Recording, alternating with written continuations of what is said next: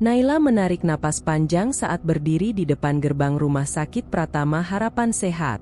Bangunan itu tidak besar, hanya 3 lantai dengan cat putih yang mulai kusam di beberapa sudut. Namun dari luar, tempat itu tampak normal, hanya sedikit terlalu sunyi untuk ukuran rumah sakit. Tidak ada antrean keluarga pasien, tidak ada hiruk-pikuk biasa yang menandai fasilitas kesehatan. Hanya suara angin pagi yang menyentuh daun-daun trembesi di halaman depan. Ia mengecek name tag di seragamnya untuk memastikan posisinya rapi. "Suster Naila," gumamnya, mencoba memberi semangat pada diri sendiri. Ini hari pertama yang seharusnya membuatnya antusias, tetapi ada sesuatu yang mengganjal sejak ia turun dari ojek tadi pagi. Begitu memasuki lobi, keheningan itu terasa lebih tebal.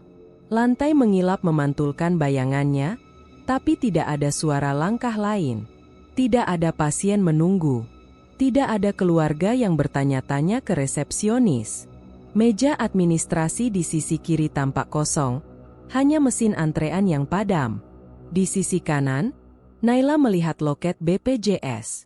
Kursi tunggunya berjajar rapi dan tak satu pun terisi. Tidak ada berkas. Tidak ada petugas. Seolah-olah fasilitas itu tidak pernah dipakai. Ia menelan ludah. Kok sepi sekali. Langkah ringan terdengar mendekat. Seorang perawat parubaya dengan rambut disanggul rapi muncul dari koridor. Wajahnya ramah, tapi ada guratan lelah di sekitar matanya. "Naila?" "Ya." Suaranya pelan namun tegas. "Betul, Bu. Suster Naila. Saya Reni. Saya yang akan mendampingi kamu untuk orientasi hari ini." Naila tersenyum sopan. "Senang bertemu, Bu. Tolong panggil Mbak saja. Kita di sini tidak terlalu formal." Reni tersenyum tipis, tapi senyum itu cepat sekali hilang, seolah ada hal lain yang mengganggu pikirannya. "Ayo, saya perlihatkan area kerja kamu." Mereka berjalan menyusuri lorong utama. Lampu-lampu LED terasa terlalu terang, sementara lorongnya terlalu senyap. Naila memerhatikan setiap detail. Tidak ada pasien lewat. Tidak ada dokter yang berjalan cepat. Tidak ada kereta dorong berisi peralatan medis. Padahal waktu sudah menunjukkan pukul 8 pagi, jam sibuk di rumah sakit manapun. "Ada yang salah, Mbak? Kenapa loket BPJS kosong?" tanya Naila pelan. Reni tidak langsung menjawab. "Nanti saja kamu pelajari alurnya. Di sini beda sedikit dengan rumah sakit lain." Jawaban itu terdengar seperti penolakan halus untuk membahasnya. Setelah beberapa tikungan, mereka tiba di area perawatan VIP. Berbeda dengan sepinya bagian lain, lorong ini justru hidup. Ada suara monitor, suara mesin infus, dan aroma obat yang familiar. Ruangannya lebih besar, lebih bersih, dengan pintu-pintu kayu berwarna coklat gelap. Naila mengintip melalui jendela kecil di salah satu pintu. Ia melihat seorang pria parubaya tertidur, tubuhnya terlihat lebih segar dari kebanyakan pasien. Di monitor, grafik tekanan darahnya stabil.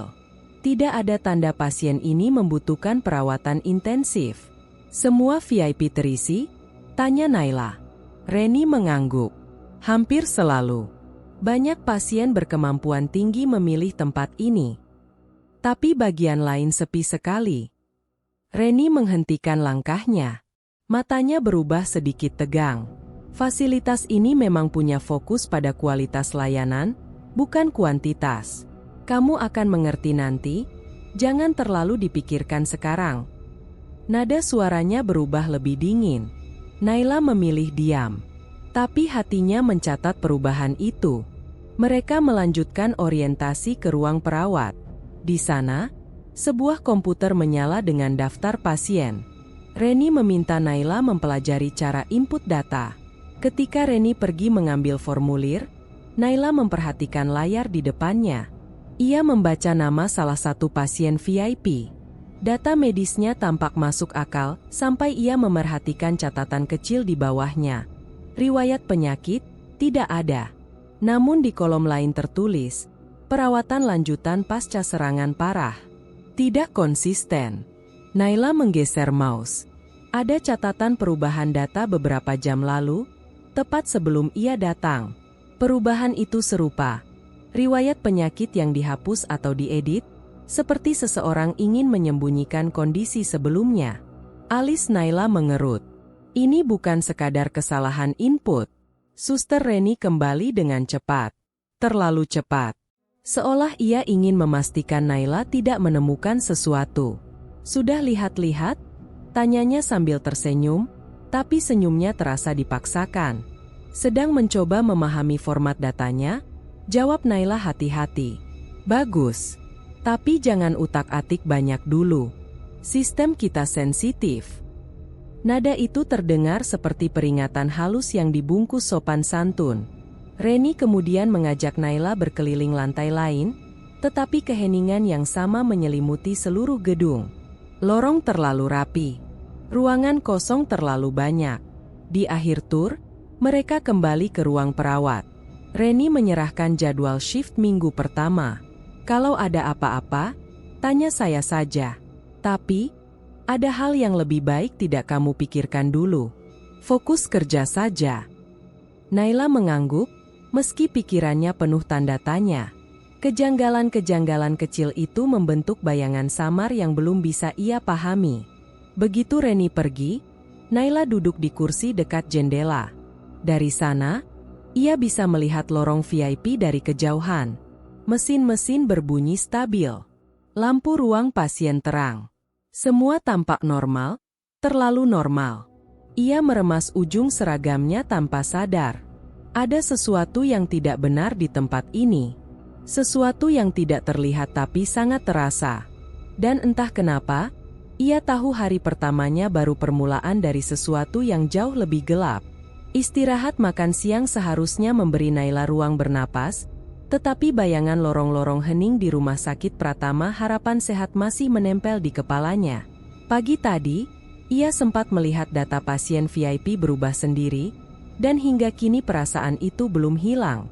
Saat kembali ke ruang perawatan, langkahnya terhenti ketika seorang pria muda terbaring di kasur paling ujung. Nafasnya berat, menggigil meski suhu ruangan stabil. Suster Reni berdiri di sampingnya, wajahnya tegang. "Ini pasien baru?" tanya Naila pelan.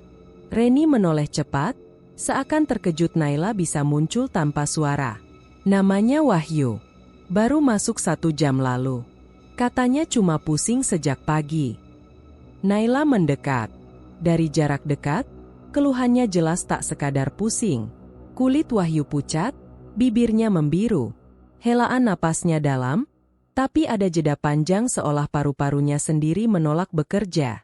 "Riwayat penyakitnya?" "Tidak ada," jawab Reni singkat. Naila mengangkat alisnya. "Tidak ada sama sekali." Reni menggeleng, namun sorot matanya seakan menyembunyikan sesuatu. "Tolong bantu saja. Dokter Harlan sudah melihatnya." Begitu nama itu disebut, Naila merasakan ketidaknyamanan yang sama seperti tadi pagi. Dokter Harlan terlalu tenang terhadap hal-hal yang mustahil. Ia muncul seperti bayangan. Selalu tepat waktu, selalu tenang, dan selalu tidak memberi cukup jawaban. "Kalau cuma pusing, kenapa begini?" bisik Naila sambil memeriksa saturasi oksigen Wahyu. Angkanya turun perlahan, tak masuk akal untuk keluhan ringan. Beberapa menit kemudian, Dokter Harlan muncul di pintu. "Suster Naila, kondisi pasien stabil. Jangan khawatir." Naila memutar badan cepat. "Stabil? Dok, saturasinya turun terus. Ini bukan pusing biasa." Dokter Harlan mendekat dengan langkah ringan, seolah tubuh Wahyu yang melemah tak membuatnya terkejut sedikit pun. Ia mengecek monitor sebentar, lalu menyalakan kembali catatan medis di tablet. "Ini hanya dehidrasi berat. Kita observasi saja," katanya tenang. "Dehidrasi?" Naila ingin membantah, tetapi tatapannya bertemu dengan mata Reni yang menggeleng sangat halus seolah mengatakan, "Diam." Selama 2 jam berikutnya, Naila berjaga. Kondisi Wahyu semakin memburuk tanpa alasan yang masuk akal. Nafasnya tersengal, keringat dingin membasahi pelipisnya. Ia menggenggam selimut seperti seseorang yang melawan sesuatu yang tak terlihat. Air, panas, gumam Wahyu, matanya menggelayut. Naila membenarkan selimutnya. Wahyu, dengar saya? Ada yang sakit di bagian dada. Wahyu hanya menelan ludah, lalu tubuhnya bergetar. Sesuatu dalam dirinya tampak berantakan dari dalam. Ketika alarm monitor berbunyi tiba-tiba, Naila refleks memeriksa ulang catatan pasien. Ia membolak-balik lembaran digital, memastikan ia tidak salah lihat. Namun sesuatu membuat dahinya berkerut dalam. Reni, ini data Wahyu. Reni datang mendekat. Iya. Kenapa? Barusan tekanan darahnya 90-60. Sekarang, 118-78. Naila memutar tablet, memperlihatkannya. Bagaimana bisa berubah secepat itu? Dan catatan keluhan awal, kok beda? Reni menggigit bibir. Jangan tanya itu keras-keras. Reni, ini tidak normal. Kita harus. Pintu terbuka lagi. Dokter Harlan masuk. Senyum tipisnya muncul, terlalu tipis untuk dianggap menenangkan. Semuanya baik di sini. Reni mendahului Naila. Pasien masih sulit bernapas. Dok. Stabil? Ulang Harlan tanpa menoleh penuh. Naila ingin menanggapi, tetapi ia menahan diri ketika tatapan Reni kembali jatuh kepadanya. Tatapan yang sama seperti pagi tadi, saat Reni menghindari pertanyaan soal ruang VIP yang terlalu penuh. Aku akan cek cairannya, ujar Harlan lalu melangkah keluar seolah masalah telah selesai. Begitu pintu menutup, Naila mendesah panjang. Tidak bisa terus begini. Ini berbahaya. Reni memegang lengannya, sedikit terlalu kuat. Naila, dengerin aku. Jangan ikut campur urusan pasien tertentu. Apalagi yang masuk mendadak seperti Wahyu. Kenapa?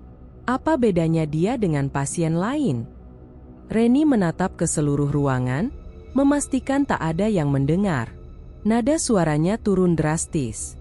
Karena data mereka tidak pernah benar sejak awal. Sebuah tekanan dingin menjalar di tengkuk Naila. Apa maksudmu? Bukan hanya data. Kadang, keluhan mereka berubah. Riwayat berubah. Bahkan kondisi tubuh mereka berubah tanpa alasan. Kamu perhatikan sendiri tadi, kan? Naila menatap monitor Wahyu.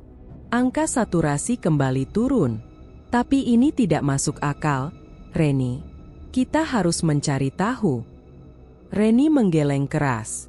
Aku sudah kerja di sini 5 tahun. Percaya sama aku, pilihannya cuma 2. Tutup mulut atau ikut tenggelam. Kata-kata itu menghantam Naila seperti palu. Tapi sebelum ia sempat menanggapi, Wahyu mengerang dan tubuhnya menegang. Mata yang setengah terbuka memandang lurus ke arahnya. Naila memegang bahunya. Wahyu, apa kamu bisa dengar saya? Kelopak mata pasien itu bergerak-gerak. Suara napasnya berubah kasar. Lebih cepat, lebih berat. Ada yang tarik, bisiknya. Siapa? Apa? Naila hampir bertanya, tapi tubuh Wahyu kembali lemas. Monitor meredup, alarm berhenti sendiri. Seakan sesuatu memilih menenangkan keadaan secara tiba-tiba. Naila menahan napas.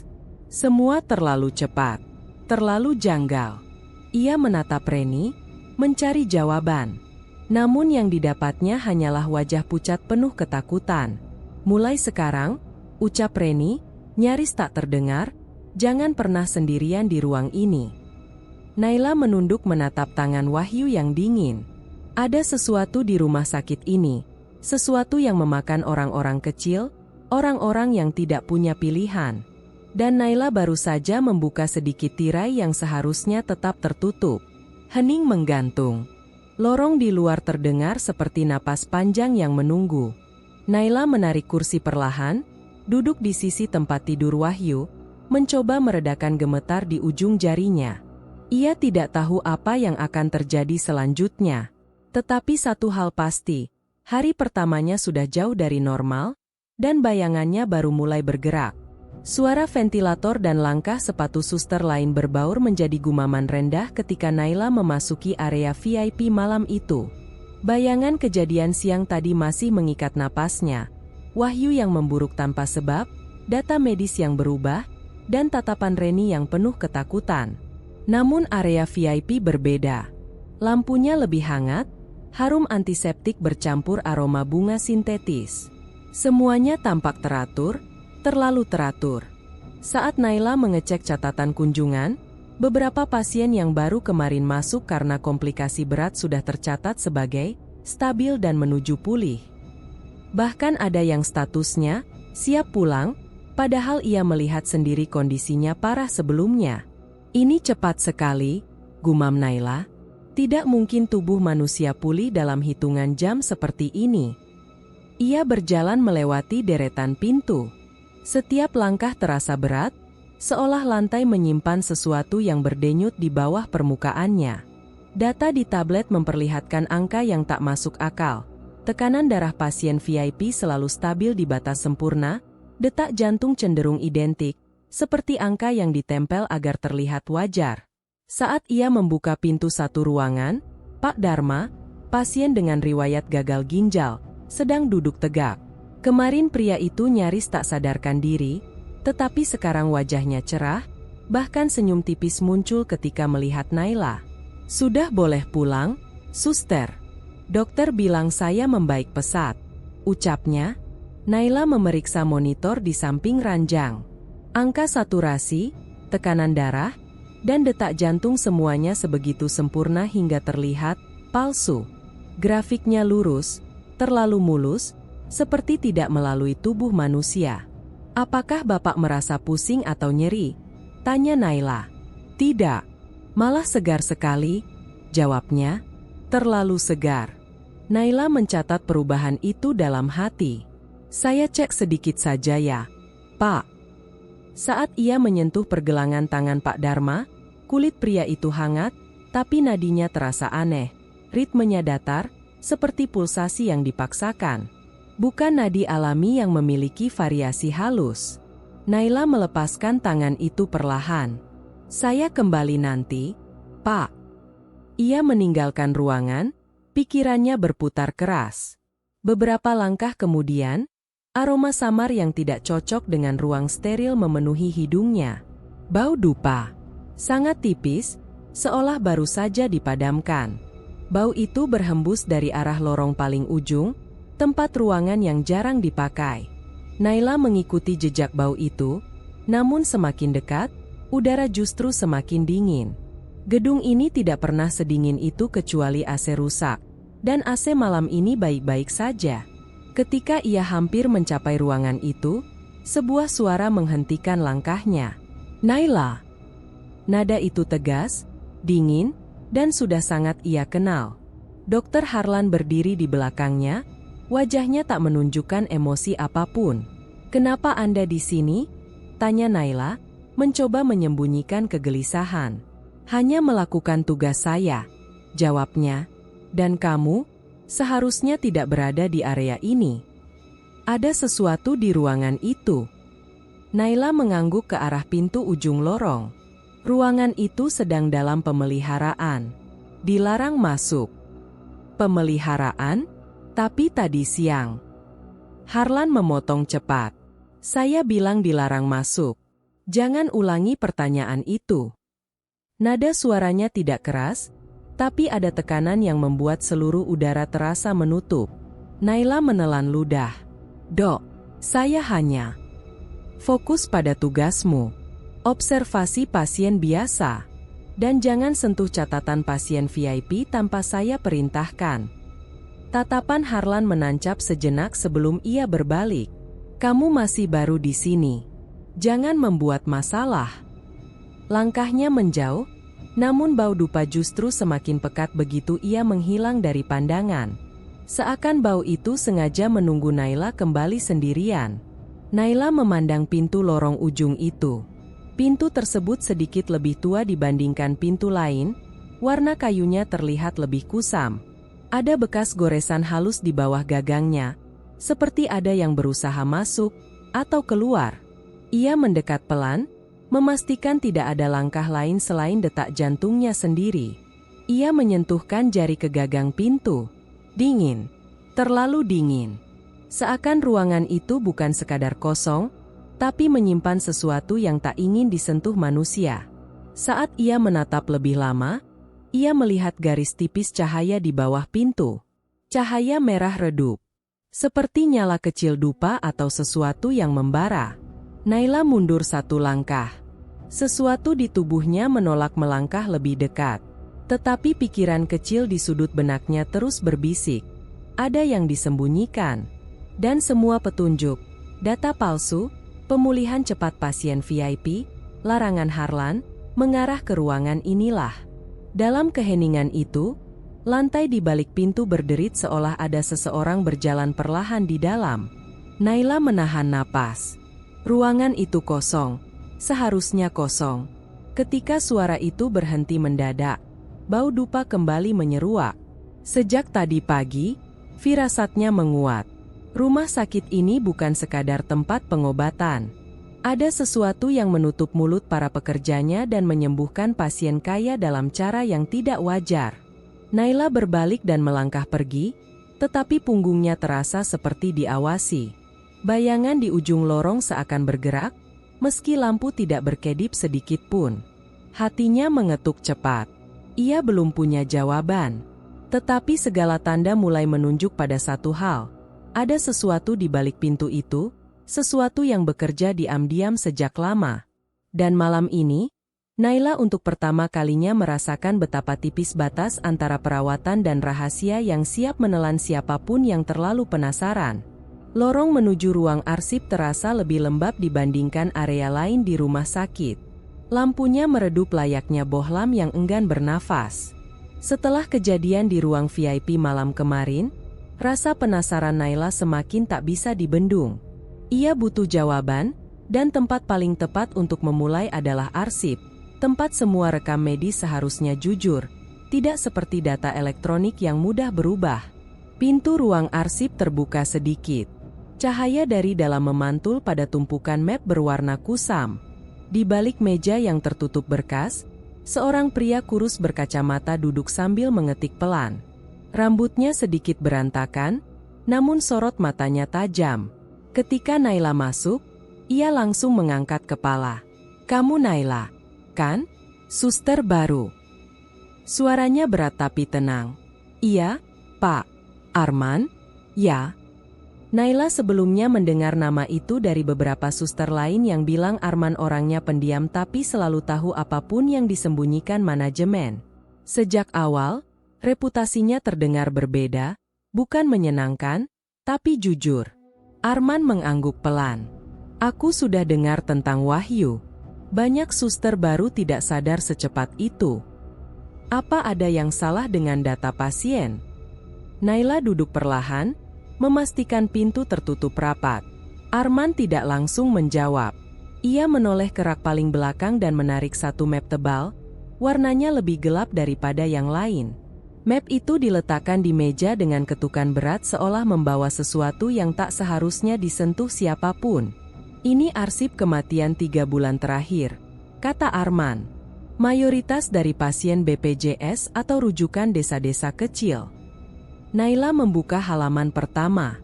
Sebuah nama terpampang, diikuti usia, alamat, dan diagnosis terakhir. Di kolom penyebab kematian tertulis 2 kata yang membuat dadanya menegang. Gagal jantung mendadak. Ia membuka halaman berikutnya. Penyebab yang sama. Lalu halaman berikutnya, masih sama. Bukan hanya puluhan, tetapi ratusan data dengan pola identik. "Ini tidak mungkin kebetulan," bisik Naila. Arman menautkan jari-jarinya sambil memperhatikan raut wajahnya. Gagal jantung mendadak tidak terjadi pada puluhan orang dalam rentang waktu sesingkat ini, tanpa ada wabah atau faktor pemicu yang jelas. Dan mereka bukan pasien rawat inap. Mereka kebanyakan pasien kontrol, pasien ringan, atau bahkan hanya datang untuk ambil obat. Naila merasakan bulu kuduknya berdiri. Semua dari luar kota. Hampir semuanya. Arman menggeser halaman arsip ke kelompok alamat. Kecamatan Banyumadu, Desa Surobang, Ngleluk, dan beberapa daerah terpencil lain. Tidak satu pun dari sini. Naila menatap data itu lama. Ingatannya tentang pasien VIP kemarin terus berputar. Mereka pulih tidak wajar. Angka di monitor terlalu sempurna. Tubuh mereka seperti diberi energi baru. Sedangkan para pasien miskin, kenapa justru banyak yang meninggal mendadak? Ada yang sedang memindahkan sesuatu? Gumam Naila tanpa sadar. Arman menoleh cepat. Matanya memantulkan kepanikan kecil. Kamu bilang apa? Naila mengatur napas. Pasien-pasien kaya itu, mereka terlalu cepat pulih. Data medis mereka terlalu sempurna. Seakan. Arman menunduk dalam, wajahnya berubah tegang. Jangan sebutkan itu keras-keras. Telinga di rumah sakit ini lebih banyak daripada yang terlihat. Ia meraih map lain yang warnanya lebih pudar. Kematian mereka tidak pernah dibahas di rapat staf. Tidak pernah masuk laporan publik. Dan tidak ada keluarga yang protes atau ribut meski pola kematian sama. Kenapa bisa begitu? Naila bertanya. Karena mereka dari luar kota. Keluarganya tidak tahu harus menuntut siapa. Sebagian besar tidak paham proses medis. Ada yang bahkan tidak sempat melihat jenazah. Naila menatap map di tangannya, terasa lebih berat dari sebelumnya. Dan direktur tahu soal ini. Arman tidak langsung menjawab. Ia menutup map perlahan, menatap lurus ke mata Naila. Aku tidak bisa bilang iya atau tidak, katanya lirih. Tapi ada alasan kenapa semua arsip kematian harus melewati tanda tangan beliau sebelum masuk sistem. Bahkan dokter pun tidak punya akses penuh. Naila menahan napas. Jadi direktur, ikut terlibat. Arman menggeleng pelan. Kamu masih baru. Jangan buat kesimpulan terburu-buru. Tapi jika kamu bertanya apakah direktur mengetahui pola ini, aku rasa jawabannya jelas. Suara kipas angin tua di sudut ruangan menyela percakapan. Sejenak Naila merasa ruangan itu menyempit, seakan setiap dokumen di rak menyimpan jeritan yang tidak sempat terucap para pasien. Kalau kamu mencari kebenaran, lanjut Arman, jangan lakukan sendirian. Banyak yang mencoba sebelum kamu, dan mereka diam. Apa maksudnya diam? Tanya Naila. Arman menatap pintu, memastikan tidak ada yang mengintip. Dipindahkan. Ditutup aksesnya. Ada yang mengundurkan diri karena tekanan. Ada yang hilang. Hilang. Kata itu menggantung lama di udara. Naila merasakan dingin menjalari tulang punggungnya. Kenapa menunjukkan semua ini padaku? Arman bersandar, suaranya melemah. Karena kamu satu-satunya yang bertanya dengan cara yang membuatku yakin kamu melihat lebih dari apa yang tampak. Ia mendorong map ke arahnya. Kalau kamu ingin memahami apa yang terjadi di rumah sakit ini, mulai dari sini. Naila menutup map itu dan memegangnya erat. Berkas-berkas itu terasa seperti bukti dosa tersembunyi. Saat ia bangkit dari kursi, langkahnya goyah oleh kecemasan dan tekad yang saling bertabrakan. Sebelum ia membuka pintu, Arman bersuara lagi, kali ini lebih pelan, lebih tajam, dan jauh lebih menakutkan. Hati-hati dengan direktur. Ada hal-hal yang lebih baik tidak kamu lihat, kalau kamu masih ingin pulang dengan napas yang sama. Naila menatapnya sesaat, lalu beranjak keluar. Di balik rasa takut yang menggigit, ia mulai melihat pola besar yang menyatukan semuanya. Dan untuk pertama kalinya, ia sadar, rumah sakit ini bukan sekadar tempat kerja. Ini adalah mesin yang hidup dari sesuatu yang jauh lebih gelap. Dan ia baru saja membuka pintu pertamanya. Suara mesin monitor berdenting pelan ketika malam turun sepenuhnya, menyergap ruang IGD dengan keheningan yang tidak wajar. Sejak melihat arsip kematian dari Arman, pikiran Naila terus berputar. Rumah sakit ini tidak hanya menyimpan rahasia, ia hidup dari rahasia itu. Dan malam ini, IGD menjadi panggung utama tempat semua keganjilan semakin terang. Baru pukul 11 ketika ambulans pertama datang. 2 petugas mendorong Brancar dengan cepat, dan Naila segera menghampiri. Data singkat? Tanyanya. Lelaki, sekitar 40. Ditemukan pingsan di terminal kota seberang? Jawab salah satu petugas. Tidak ada riwayat penyakit. Tiba-tiba tubuh melemah, kulitnya membiru. Naila menatap wajah lelaki itu. Bibirnya kebiruan, bukan tanda sesak napas biasa. Lebih seperti tubuhnya kehilangan energi dari dalam. Ketika ia meletakkan sensor oksimetri, angka yang muncul tidak masuk akal. Angka itu berkelebat antara 95, lalu turun drastis ke 40, lalu hilang total. Sensor rusak?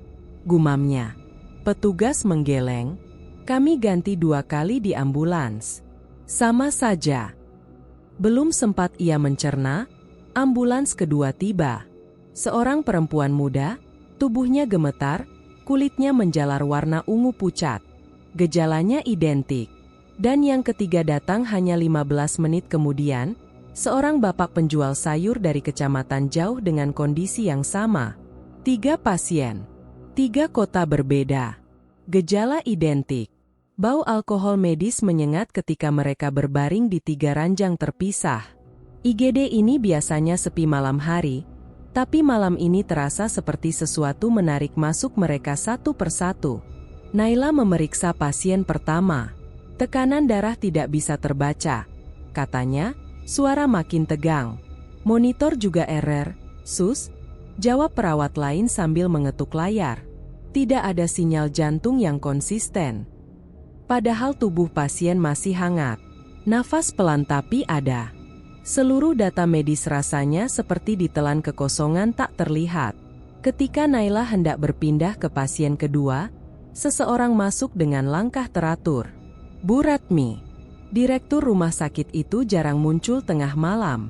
Penampilannya rapi, seakan tidak tidur. Wajahnya tenang, terlalu tenang untuk situasi gawat darurat. Ada 3 kasus baru? Tanya Ratmi tanpa melihat satupun pasien. Ya, Bu. Semua dengan gejala sama, jawab Naila, berusaha menjaga nada suaranya. Kulit membiru, tubuh melemah drastis, dan monitor tidak membaca data mereka. Sela Ratmi datar. Sudah saya duga. Naila menegang. Bu, Anda sudah tahu. Ratmi tidak menjawab. Ia berdiri di antara ketiga ranjang, memperhatikan tubuh-tubuh itu seperti menilai sebuah koleksi lukisan. Tidak ada empati, hanya kalkulasi.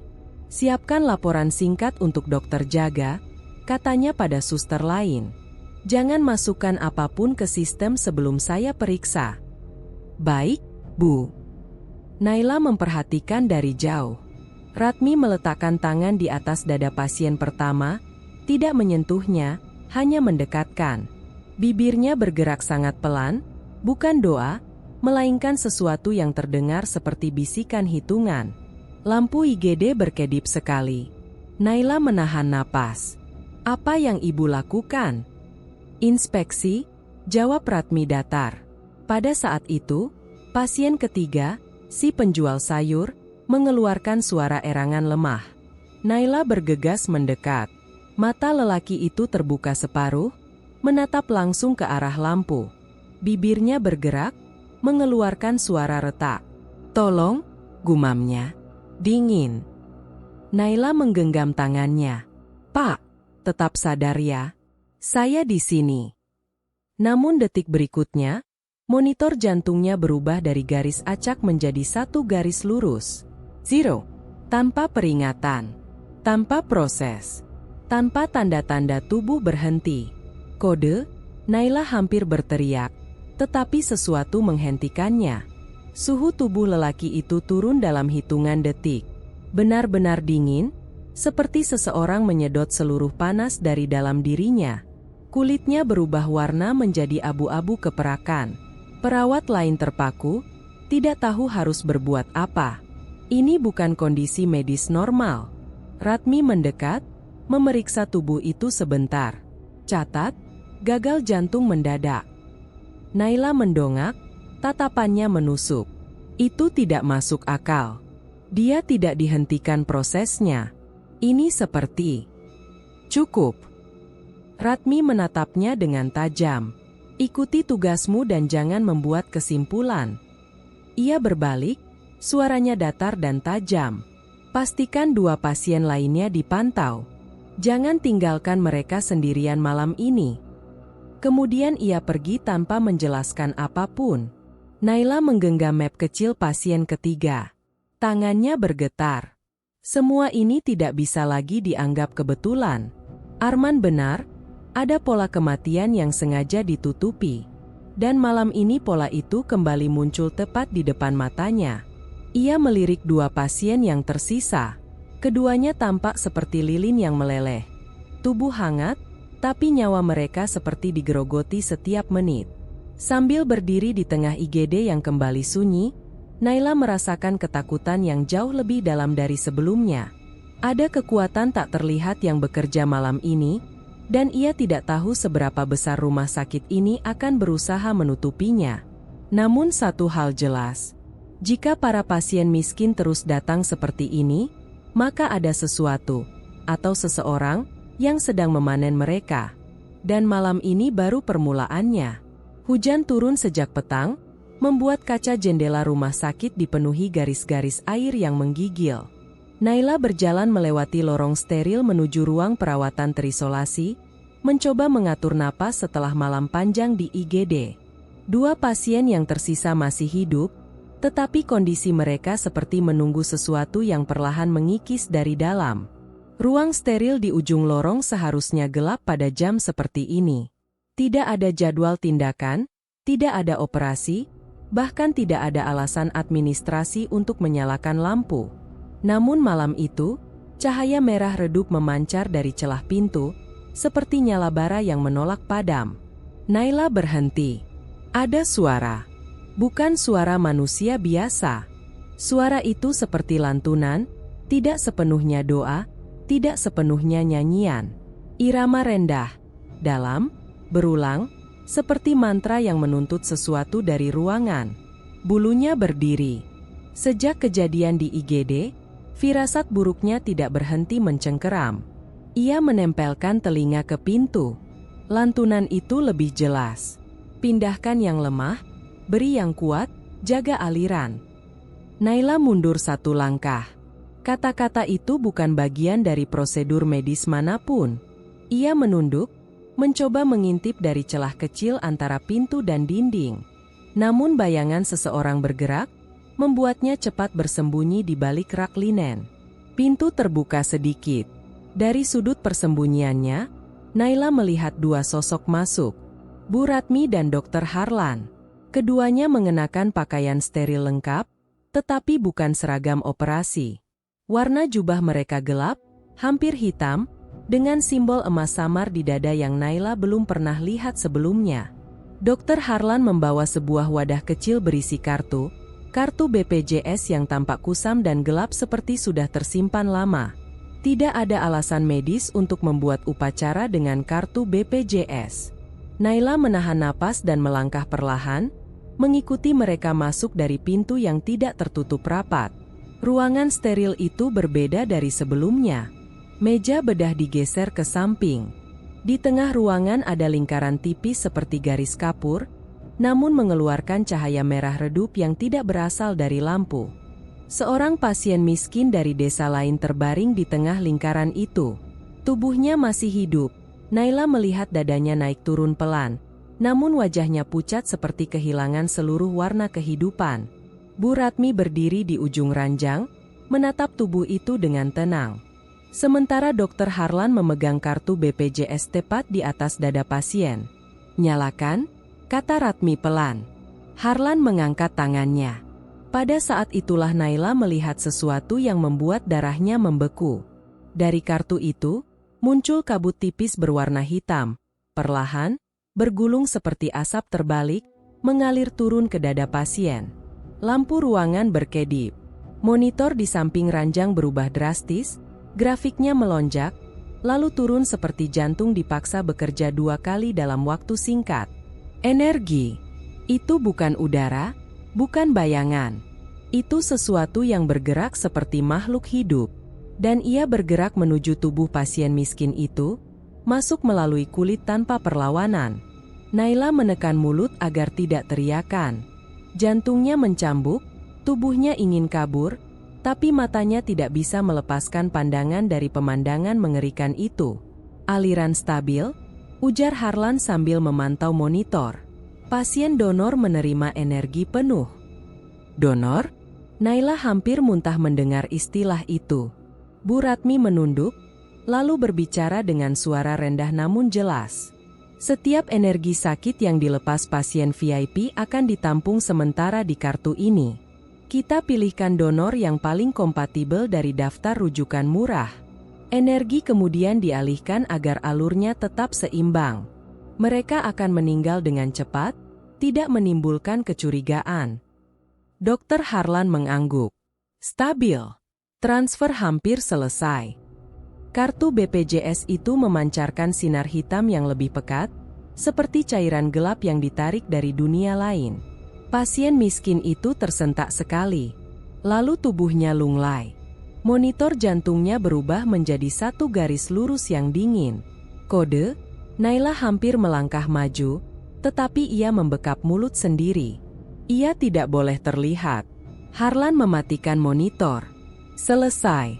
Data kematian akan saya masukkan nanti pagi. Kategori, gagal jantung mendadak. Bahu Naila bergetar.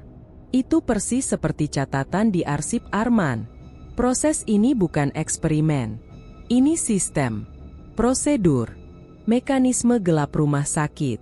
Bu Ratmi mengangkat kartu itu perlahan. Warna hitam yang tadi berputar kini memudar seperti dilepas dari tubuh pasien yang sudah kosong. Kembalikan ke brankas, ucapnya tenang. Sebelum fajar, kita lakukan persiapan untuk pasien VIP berikutnya. Naila menutup mata sesaat, memastikan ia tidak pingsan. Pikirannya berputar cepat. Ritual. Energi. Transfer yang menguras kehidupan pasien miskin. Semua data aneh. Semua kesembuhan tidak wajar. Semua ketenangan mencurigakan. Semuanya saling terhubung. Ketika Ratmi dan Harlan keluar, Naila menunggu sampai langkah mereka benar-benar menjauh sebelum ia berlari kecil keluar dari persembunyiannya. Tangannya gemetar, wajahnya dingin. Ia harus pergi dari ruangan itu. Ia harus menyampaikan ini. Arman harus tahu. Atau seseorang, siapapun, harus tahu. Namun ketika ia mencapai ujung lorong, sebuah kesadaran menghantamnya keras. Jika mereka mengetahui ia melihat ritual itu, ia mungkin menjadi donor berikutnya. Ketakutan itu menekan dadanya, namun ada sesuatu yang lebih kuat menyalakan nyalinya. Kebenaran sudah terungkap, dan ia tidak bisa berpura-pura buta lagi. Lorong menuju ruang perawat terasa lebih panjang dari biasanya. Sejak malam ketika Naila melihat energi hitam berpindah ke tubuh pasien miskin, pikirannya tak pernah diam. Setiap langkah membawa bayangan baru yang tidak bisa ia jelaskan. Bahkan aroma antiseptik yang biasanya menenangkan kini membuat tengkuknya meremang. Ia teringat kata-kata Suster Reni beberapa hari lalu, saat mereka membersihkan ruang infus bersama. Kalau kamu sayang kariermu, berhenti mencari tahu. Ini bukan urusanmu, katanya tanpa menatap. Reni tampak tulus, tapi sorot matanya mengandung ketakutan yang jauh lebih dalam daripada nasihat seorang senior pada pegawai baru. Naila menghela napas sambil merapikan map laporan. Mata sudah berat akibat kurang tidur. Mimpi buruk terus datang sejak malam itu.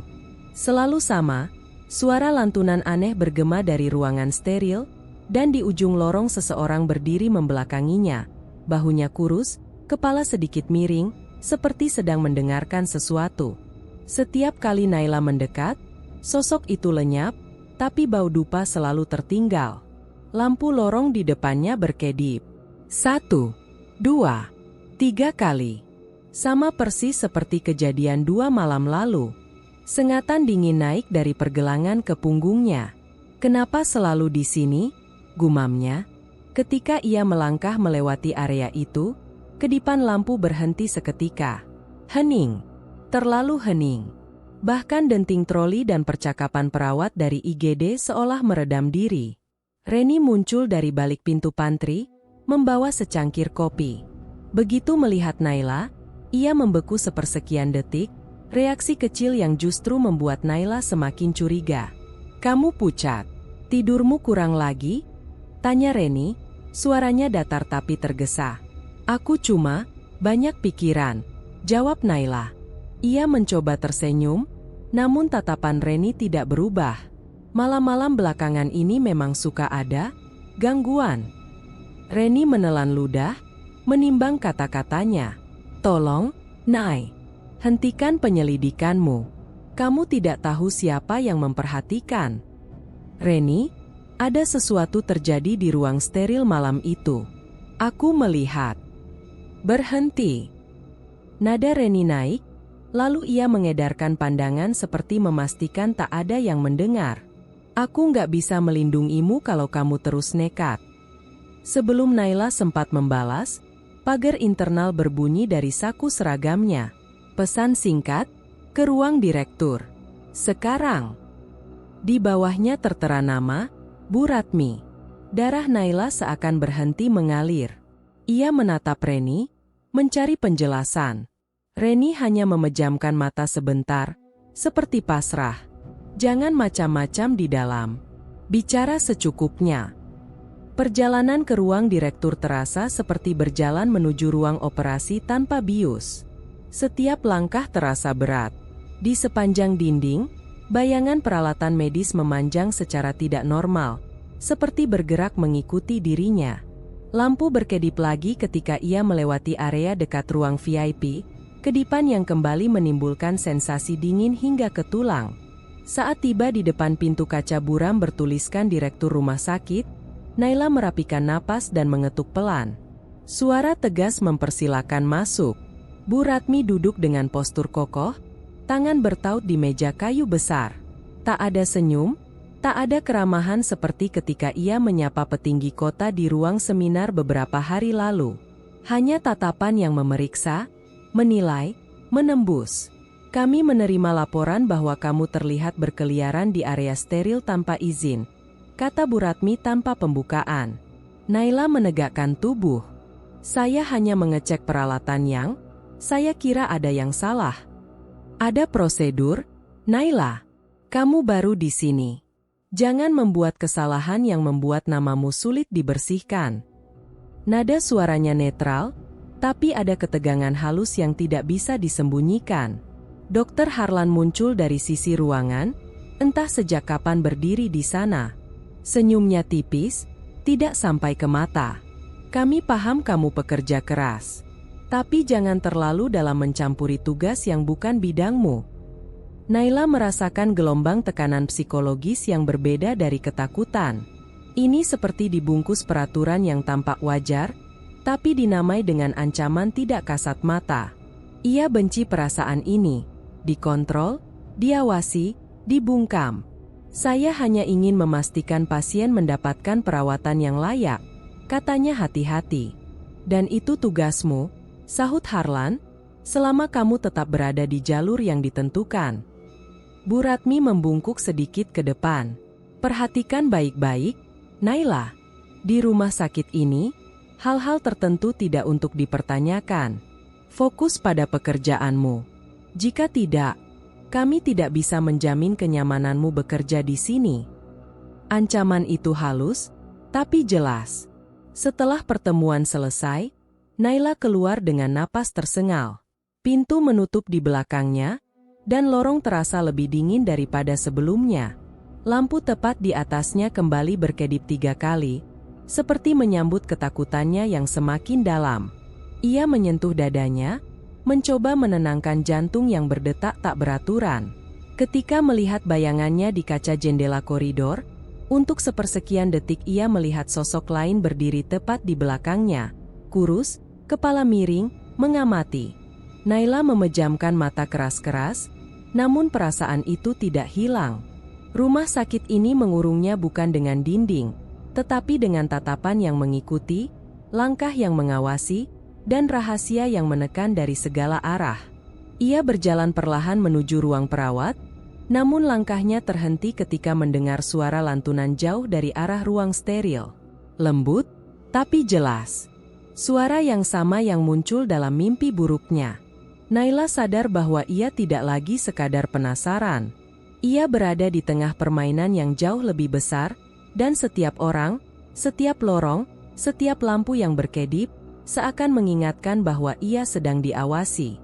Ketika ia kembali menatap lorong panjang itu, sensasi dingin merayap dari tengkuknya. Untuk pertama kalinya sejak ia mulai bekerja di rumah sakit ini, Naila benar-benar merasa sendirian. Kabar itu datang saat pergantian shift pagi. Suara lirih dari ruang jaga mengalir dari mulut Reni, seolah ia sendiri tak siap mengucapkannya. "Nay, Wahyu meninggal subuh tadi." Ucapan itu menghantam dada Naila. Meski ia sudah melihat kondisi Wahyu memburuk beberapa hari terakhir, tetap ada perasaan bahwa semua itu tidak wajar. Malam sebelum kematian Wahyu, ia masih mendengar suara lantunan samar dari arah ruang steril, gema yang membuatnya terjaga hampir sepanjang malam. Dan sekarang, pasien pertamanya meninggal begitu saja. Naila berdiri mematung di depan pintu ICU, memperhatikan dokter dan perawat yang sibuk mengurus serangkaian prosedur pasca kematian. Tidak ada duka di wajah mereka, hanya rutinitas terbiasa, sebuah pemandangan yang justru terasa janggal. Yang membuatnya semakin terkejut, ruang VIP di lantai 4 penuh dengan keriuhan kecil. Pasien kaya yang ia tahu sempat kritis minggu lalu, Bu Lestari, hari ini sudah bisa berjalan pelan dibantu keluarganya. Alat monitoring yang sempat menampilkan data aneh kini kembali normal seolah tidak pernah bermasalah. Cepat sekali pulih, gumam Naila, tanpa sadar. Pasien VIP memang selalu diprioritaskan, jawab Harlan tiba-tiba di belakangnya. Suaranya tenang, nyaris terlalu tenang. Kita punya protokol perawatan yang berbeda untuk mereka. Naila menoleh, menatap dokter itu dengan perasaan tak nyaman. Tapi gejala Bu Lestari cukup parah. Biasanya butuh waktu, banyak waktu. Setiap tubuh bereaksi berbeda. Harlan tersenyum kecil, namun matanya tetap datar. Kebetulan saja beliau membaik tepat saat Wahyu pergi. Cara ia mengucapkan kata pergi membuat perut Naila mengencang. Seolah kematian Wahyu hanyalah catatan kecil di laporan harian. Saat ia kembali ke bagian administrasi untuk memverifikasi dokumen, kecurigaan meningkat. Nama Wahyu tidak ditemukan di arsip elektronik. Bahkan nomor BPJS miliknya hilang dari database. Ia mencoba akses manual, tetapi hasilnya tetap sama. "Arman," panggil Naila ketika melihat petugas arsip itu masuk sambil membawa berkas baru. "Data Wahyu hilang. Kamu yang terakhir menyentuh filenya kan?" Arman mengerutkan dahi. "Hilang? Tidak mungkin. Semalam aku masih lihat berkas fisiknya." Ia membuka laci khusus arsip pasien meninggal, tangannya bergerak cepat. "Harusnya ada di sini." Tetapi laci itu kosong. Hanya ruang hampa, seolah data Wahyu tidak pernah disimpan. "Siapa yang punya akses ke arsip fisik selain kamu?" tanya Naila. Arman menelan ludah. "Direktur dan Dokter Harlan." Naila merasakan gelombang panas naik ke wajahnya. Kematian mendadak. Pasien VIP sembuh bersamaan. Sekarang data hilang. Pola itu bukan kebetulan. "Kamu harus hati-hati," bisik Arman, memandang pintu ruangan seperti takut ada yang mendengarkan. "Ada hal-hal yang di sini sengaja disembunyikan. Dan yang hilang biasanya bukan cuma data." Naila merinding mendengarnya. Ketika ia kembali ke ICU untuk memastikan laporan terakhir, ia melihat tubuh Wahyu sudah dipindahkan ke ruang jenazah. Tidak ada keluarga yang menjemput. Tidak ada yang bertanya. Hanya catatan klinis singkat, gagal jantung mendadak. Kata-kata yang sama dalam semua arsip kematian yang Arman perlihatkan dulu. Saat Naila melangkah keluar dari ICU, ia melihat Bu Ratmi berbicara pelan dengan Dr. Harlan di ujung lorong. Mereka tampak serius, dan ketika pandangan Harlan beralih ke arah Naila, senyumnya muncul, tipis, tidak tulus, penuh peringatan. Naila berpura-pura memeriksa papan jadwal sambil mendengarkan potongan suara mereka. Tidak boleh ada kebocoran. Sudah diurus? Anak baru itu terlalu ingin tahu.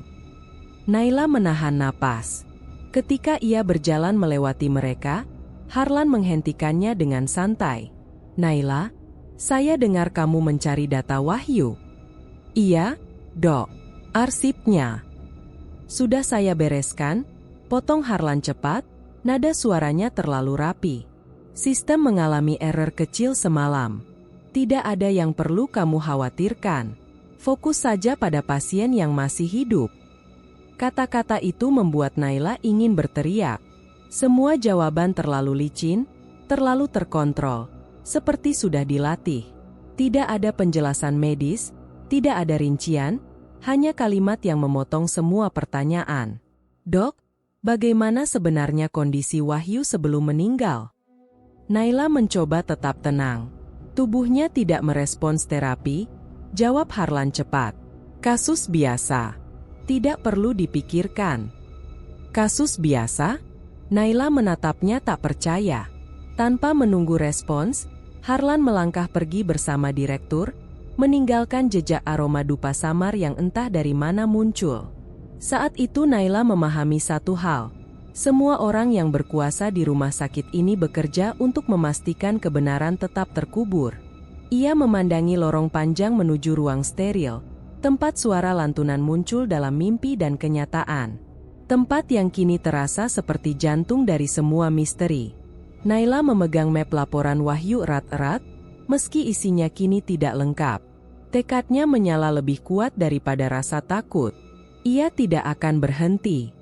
Bukan setelah melihat kematian yang disembunyikan ini.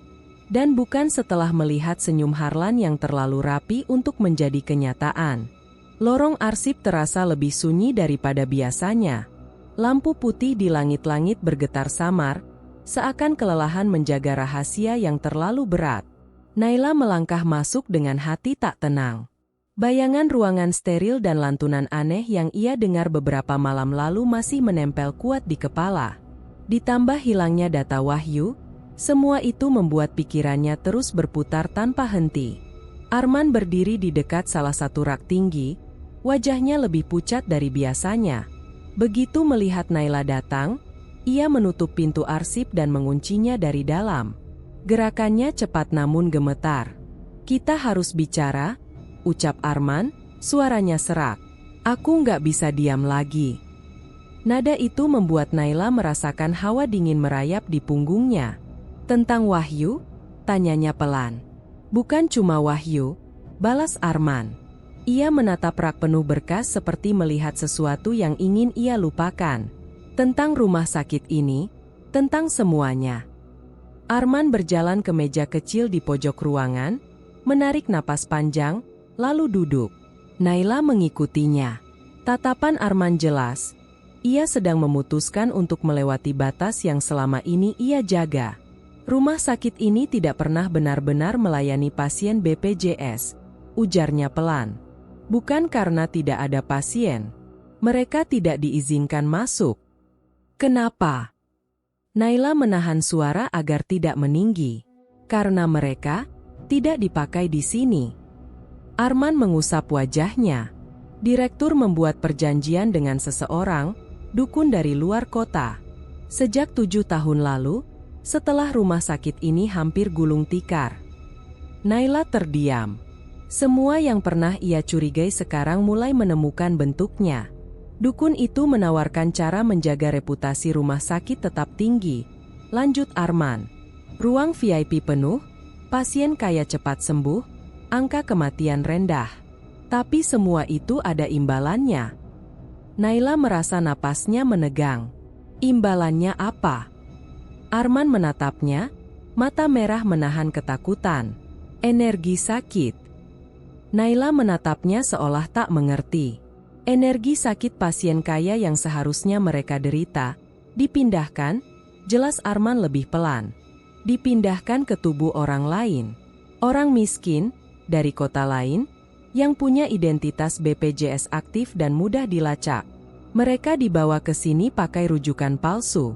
Dan begitu masuk, tubuh mereka menanggung semua penyakit yang seharusnya dialami pasien VIP. Naila menggeleng. Itu tidak masuk akal, itu. Apa yang kamu lihat di ruang steril malam itu? Potong Arman. Itu bukan halusinasi. Setiap malam tertentu, mereka melakukan ritual untuk memindahkan energi itu melalui identitas korban. Bukan melalui tubuhnya langsung, tapi lewat data.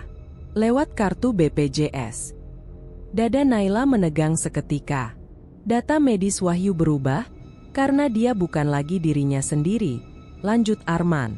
Saat energi berpindah, semua rekam medis otomatis menyesuaikan kondisi baru. Kartu BPJS jadi penghubung. Itulah kenapa kartu itu hilang dari arsip. Naila merasa tangannya dingin. Jadi, mereka membiarkan orang-orang yang tidak tahu apa-apa meninggal, demi menjaga kesehatan pasien VIP. Arman mengangguk. Wajahnya tertunduk. Rumah sakit ini sepi pasien BPJS lokal bukan karena masyarakat sehat. Mereka ditolak halus. Hanya pasien luar kota yang dipilih, yang jauh dari keluarga, miskin, tidak punya akses untuk memperjuangkan diri. Suaranya bergetar. Dan ketika mereka mati, tak ada yang menuntut. Naila merasakan amarah naik seperti gelombang panas. Kenapa kamu ceritakan semua ini sekarang? Karena aku sudah terlalu lama ikut menutup mata. Arman berdiri perlahan. Dan karena, kamu harus lihat sesuatu. Ia mengambil kunci kecil dari saku celananya dan berjalan menuju rak paling belakang. Rak itu tampak seperti bagian struktur bangunan, tetapi ketika Arman menekan sisi kanan bawah, sebuah panel bergeser. Pintu logam tipis muncul di baliknya. Naila terpaku. Arman membuka pintu itu, memperlihatkan ruangan sempit selebar 2 meter dengan rak besi berderet. Lampu kuning redup menyala otomatis. Di dalamnya, ratusan kartu BPJS disusun rapi dalam kotak-kotak transparan. Masing-masing dilabeli nama, tanggal masuk, dan tanggal meninggal. Naila menutup mulutnya. Tubuhnya goyah. Itu semua, korban, bisiknya. Arman mengangguk pelan. Direktur menyebutnya, arsip transaksi. Setiap kartu adalah satu nyawa yang dikorbankan demi menjaga orang-orang kaya tetap sehat. Naila memandang deretan kartu itu, satu persatu. Banyak di antaranya berasal dari kota yang ia kenal. Kota kecil. Daerah miskin. Nama-nama yang tidak asing baginya. Kamu tidak bisa membiarkan ini terus terjadi, Arman berkata lirih. Tapi kamu juga harus tahu, orang yang mencoba mengungkap ini sebelumnya, menghilang. Naila menggenggam tangan kirinya, berusaha menahan getaran. Berapa lama kamu menyimpan rahasia ini? Terlalu lama. Untuk pertama kalinya sejak ia bekerja di sini, Naila merasa ketakutan dan tekad berjalan bersisian. Ruangan kecil penuh kartu itu adalah bukti nyata kejahatan yang selama ini ia curigai namun belum bisa ia buktikan. Kini semua ada di depan matanya. Dan ia tahu, setelah ini, tidak ada jalan untuk mundur. Malam turun dengan cepat, membawa keheningan yang tidak pernah benar-benar sunyi di lingkungan rumah sakit. Udara terasa lebih padat dari biasanya, seperti menyimpan sesuatu yang menekan dada sejak langkah pertama Naila memasuki lorong belakang. Setelah pengakuan Arman di siang hari dan kejutan melihat ratusan kartu BPJS korban, Naila tahu ia tidak bisa menunggu lebih lama. Ada sesuatu yang harus ia lihat sendiri. Dan malam ini, ia menyiapkan ponsel dengan mode perekaman tersembunyi.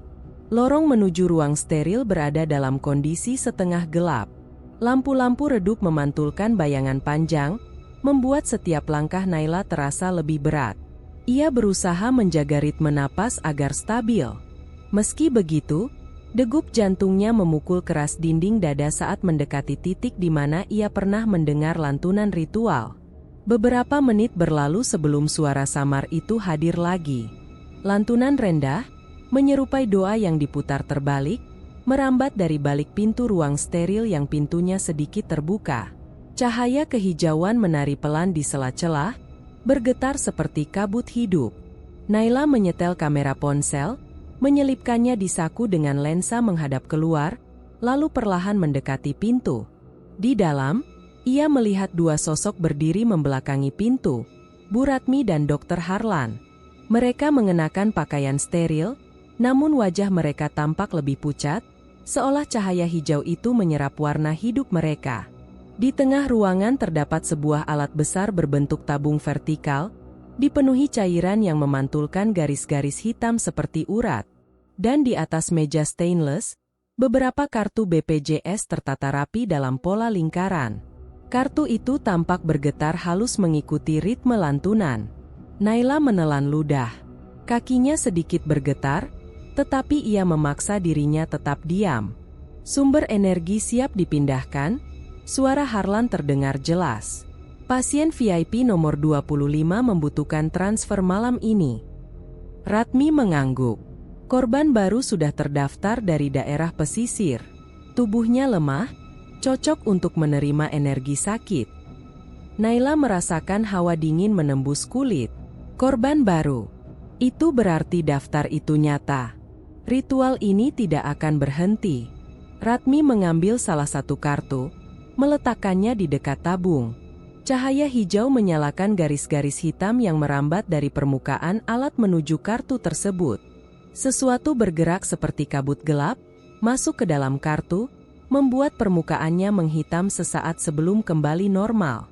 Naila menggeser sedikit tubuhnya untuk menangkap sudut yang lebih jelas. Ponselnya merekam semuanya. Lantunan, cahaya, kartu, dan ritual pemindahan energi itu sendiri. Saat Ratmi mematikan alat dan cahaya hijau memudar, Naila mundur perlahan menjauh dari pintu. Napasnya bergetar. Ini bukti pertama nyata. Bukti bahwa apa yang diceritakan Arman bukan sekadar teori atau ketakutannya sendiri. Ia berbalik menuju lorong belakang yang lebih gelap, memastikan tidak ada yang melihatnya. Setelah cukup jauh, ia membuka rekaman di ponselnya. Gambar tidak sempurna, tapi cukup jelas untuk menunjukkan aktivitas mencurigakan. Ia menghela napas berat, merasa sedikit lega, sampai ia melihat sesuatu di ujung rekaman. Sebuah komputer menyala di meja samping ruang steril. Dalam momen ketika Ratmi dan Harlan bergerak ke samping, layar komputer terlihat. Di sana terpampang sebuah folder bernama Transfer Data Terkini. Naila memperbesar gambar dalam rekaman. Ia melihat daftar nama panjang yang disusun berdasarkan urutan masuk. Ada nama-nama pasien luar kota yang sudah ia dengar dari Arman. Ada juga beberapa yang baru. Dan di bagian bawah, dua kolom terakhir membuat napas Naila tersentak. Daftar korban berikutnya. Siti Novia, Pesisir Selatan. Pramudia, Kota Kawasan Industri. Ervan, Desa Pinggiran. Dan di bawahnya, kolom yang ditandai merah. Cadangan. Naila Putri A. Tangannya spontan bergetar. Ia memperbesar ulang, memastikan matanya tidak salah baca. Tetapi nama itu jelas. Tidak ada keraguan. Statusnya, cadangan, mungkin berarti ia dipertimbangkan jika korban utama tidak sesuai atau jika sebuah keadaan memaksa. Naila menekan bibirnya agar tidak mengeluarkan suara. Tubuhnya menegang. Bagaimana bisa namanya ada di sana? Apa yang membuat mereka memilihnya? Atau, apakah seseorang sudah mengawasinya jauh sebelum ia sadar? Semakin banyak pertanyaan berputar di kepalanya, semakin terasa lorong ini menutup dirinya dari arah manapun. Ia menutup layar ponsel, menarik napas dalam. Ada rasa panas menyengat di tenggorokan saat ia mencoba mencerna kenyataan itu. Bukan hanya ia sedang menyelidiki sesuatu yang mematikan, ia sendiri bisa menjadi salah satu korban. Dengan hati yang berat dan pikiran yang bergerak cepat, Naila melangkah kembali ke ruangan arsip. Ia perlu memberitahu Arman.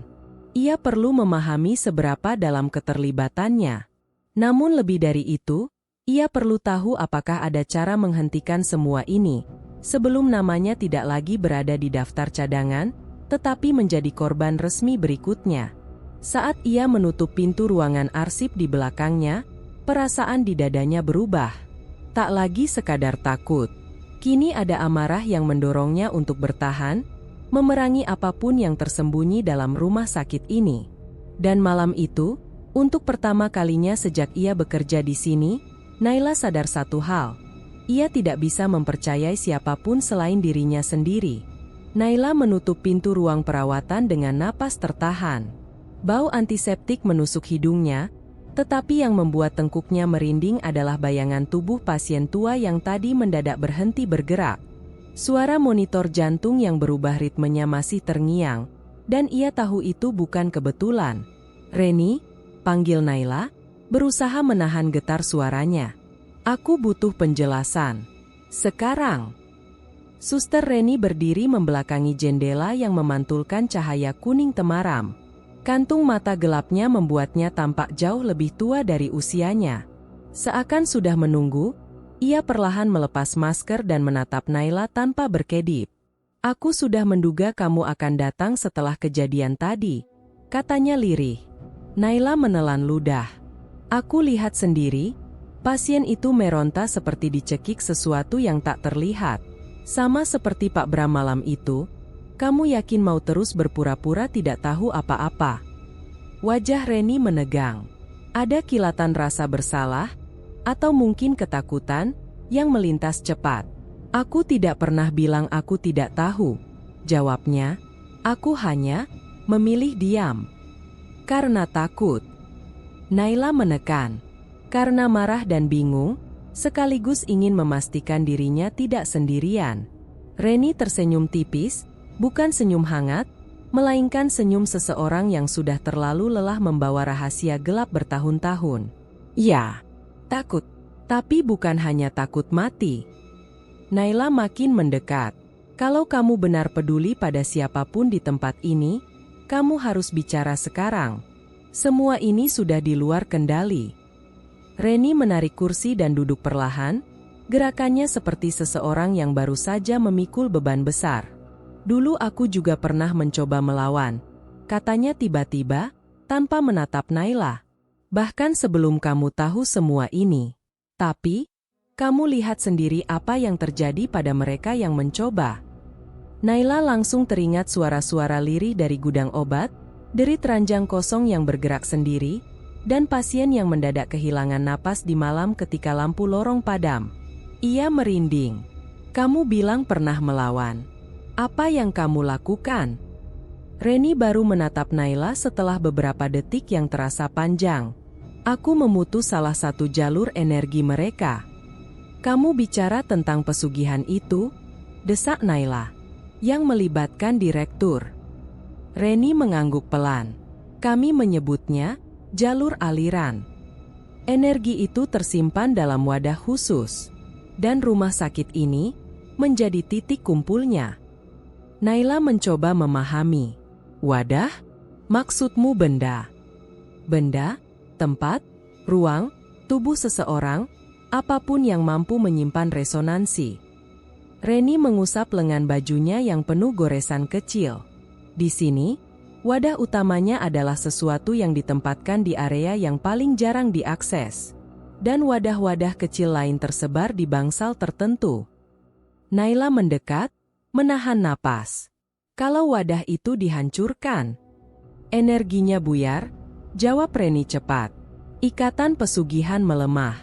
Tumbalnya tidak lagi mengalir sempurna ke penerima. Naila merasa dadanya menghangat oleh secercah harapan. Itu berarti masih bisa dilawan. Tapi ada resiko. Reni memotong dengan suara bergetar. Energi yang pecah tidak hilang begitu saja. Bisa menyerang balik. Bisa memutus nyawa yang memegang wadah. Bisa membuat makhluk yang menjaga perjanjian itu lepas kendali. Naila menegang. "Makhluk?" Reni mengangguk pelan. "Pihak ketiga dalam perjanjian pesugihan." Dalam beberapa kasus, mereka bukan sekadar penjaga, mereka penagih. Kalau wadah rusak, mereka akan mencari pengganti, atau siapapun yang dianggap sebagai gangguan. Diam panjang mengisi ruangan. Suara AC berdengung, tetapi hawa ruangan justru terasa lebih panas. "Kamu tahu di mana wadah itu?" tanya Naila pelan namun tegas. Reni menarik napas panjang, lalu menunduk seolah menimbang apakah kata-katanya akan membawa mati. "Ya, tapi aku tidak yakin kamu sanggup melihatnya." "Aku sudah melihat cukup banyak." Naila menekan. "Terlalu banyak. Kalau ini satu-satunya cara, tunjukkan." Reni memejamkan mata sejenak. Ketika membuka mata, sesuatu di dalam dirinya seolah pasrah. Ada ruang kecil dekat ruang arsip lama. Dulu ruangan itu dipakai untuk menyimpan peralatan radiologi. Sekarang terkunci dan hanya direktur yang punya akses. Di sanalah wadah utama berada. Kalau kita bisa masuk, kita tidak bisa masuk begitu saja. Reni menggeleng cepat. Direktur memantau pergerakan staf. Kamera, catatan refit, semua dia awasi. Dan itu belum termasuk pengawasan yang lain. "Apa maksudmu dengan yang lain?" Naila bertanya, meski sudah bisa menebak arah jawabannya. Reni menatap ke sudut ruangan, seakan ada sesuatu berdiri di sana. Ada sesuatu yang menjaga. "Kamu pernah merasakannya. Bayangan yang muncul di lorong ketika kamu piket malam 2 hari lalu. Itu bukan halusinasi." Darah Naila serasa berhenti mengalir.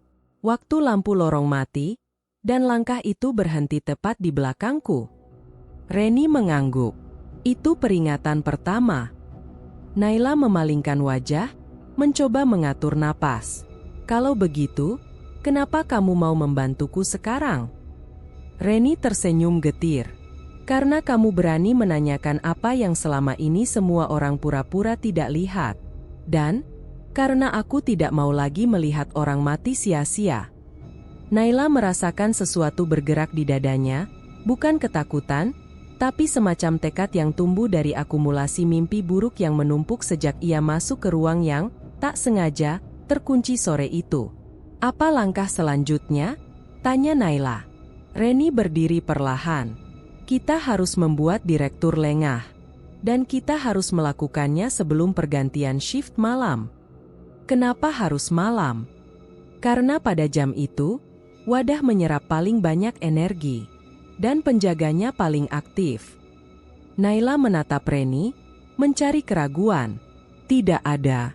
Hanya ketegangan." "Kalau kita gagal?" bisik Naila. Reni langsung membalas, dingin dan jujur. "Kita tidak akan punya kesempatan kedua." Di luar, suara troli lewat menggesek lantai.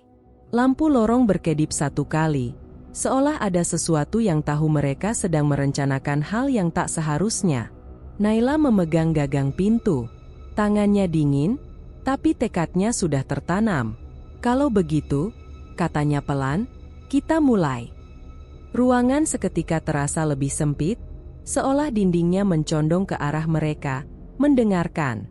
Di balik pintu, lorong rumah sakit sunyi, menunggu langkah pertama yang akan mengubah segalanya. Lorong rumah sakit meredup lebih cepat dari biasanya. Lampu-lampu yang biasanya menyala stabil kini berkedip pelan seperti kehabisan tenaga. Nafas dingin dari AC terasa lebih lambat, seolah udara pun enggan bergerak. Naila berdiri dekat ruang perawat, menunggu momen ketika para staf lain pulang lebih cepat karena alasan teknis yang tidak pernah dijelaskan. Justru saat seperti inilah rumah sakit menjadi terlalu sunyi, sunyi yang tidak wajar. Ia mengingat kata-kata Reni sore tadi. Kalau direktur memulai ritual besar, semua akses akan dibatasi. "Kamu harus masuk sebelum penjaga itu muncul." Ancaman itu masih menempel di tengkuknya. Naila menyelinap ke lorong timur saat perawat jaga sibuk mengurus obat pasien baru. Kunci akses refit yang ia pinjam dari laci Reni tersembunyi di balik kartu identitasnya. Setiap langkah harus diperhitungkan. Di luar jendela, Angin malam mengoyak tirai panjang hingga membentuk bayangan seperti tangan yang menggapai. Semakin jauh ke dalam, semakin gelap ruangan-ruangan di sisi lorong. Di titik paling sunyi, ia mendengar suara gesekan, bukan langkah manusia. Ritmis, menyeret, lalu berhenti. Naila menahan napas sampai suara itu hilang. Tujuannya adalah lantai bawah, ruangan lama yang menurut Reni menyimpan wadah energi utama. Tetapi malam ini bukan hanya soal wadah. Direktur mengadakan ritual besar, dan menurut bisik-bisik staf senior, pasien VIP yang sudah berhari-hari dirawat di suite pribadi akan menerima aliran terakhir.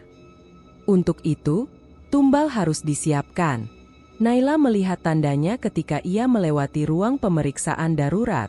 Seorang pria tua, lusuh, dengan gelang identitas pasien bersubsidi, didorong masuk tanpa pendamping. Dua petugas mengawalnya menuju ruangan isolasi sementara. Dia mau dibawa kemana? Gumam Naila pelan. Pria itu tampak kebingungan, tapi tubuhnya lemah. Ia tidak akan bisa melawan. Detak jantung Naila melonjak saat salah satu petugas menepis pertanyaan seorang perawat muda dengan alasan, perintah langsung dari direktur. Naila menggeser tubuhnya ke balik rak linen. Dari sudut sempit itu, ia mendengar dialog lirih. Dia yang paling cocok. Tidak ada keluarga, tidak ada laporan pemeriksaan lengkap. Cepat, sebelum persiapan selesai. Kalau dia sadar, tanya petugas lain. Tidak akan. Obatnya sudah bekerja. Naila menggigit bibirnya hingga terasa asin. Laki-laki tua itu akan dijadikan penampung energi. Itu jelas. Sesuatu yang seharusnya tidak pernah terjadi pada siapapun. Ketika petugas mulai mendorong tandu menuju lorong gelap sebelah kanan, Naila hampir melangkah keluar untuk menghalangi. Tetapi pintu otomatis di ujung lorong berbunyi beep, tanda akses tingkat tinggi dibuka. Naila langsung kembali menunduk. Direktur muncul. Wajahnya dingin, seperti tidak pernah tidur sekalipun. Mata itu menatap lorong seolah menyapu, menghitung, mengawasi, memastikan tidak ada yang menyimpang. Dua orang pria berbaju hitam mengikuti dari belakang, bukan staf rumah sakit, tetapi jelas orang-orang kepercayaannya. Bawa pasien itu ke ruang bawah. Perintahnya, siapkan meja utama. Malam ini, alirannya harus sempurna. Nada suaranya tidak mengandung emosi apapun. Justru hal itulah yang membuat Naila merasa perutnya seakan dikunci rantai besi. Saat rombongan lewat, bayangan direktur memanjang di lantai. Di tengah bayangan itu, Naila melihat bentuk lain yang tidak sesuai dengan tubuh manusia. Lebih besar, lebih bergaris, seperti rahang terbuka. Ia memejamkan mata cepat dan menahan napas. Begitu mereka menjauh, Naila keluar dari persembunyian dan mengikuti dari kejauhan.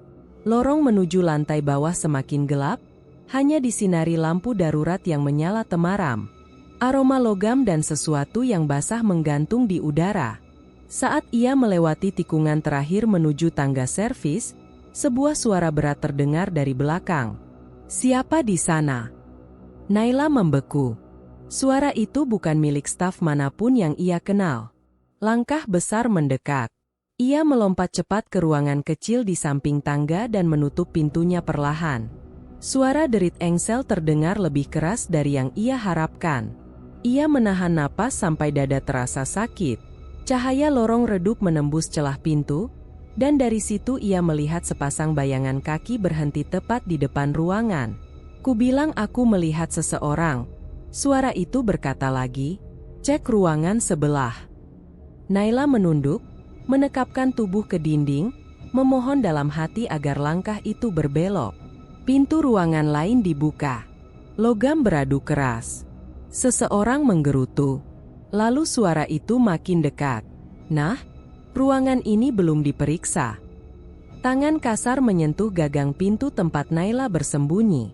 Ia menggenggam kartu akses erat-erat, meski itu tak ada gunanya melawan tenaga manusia, apalagi sesuatu yang bukan manusia.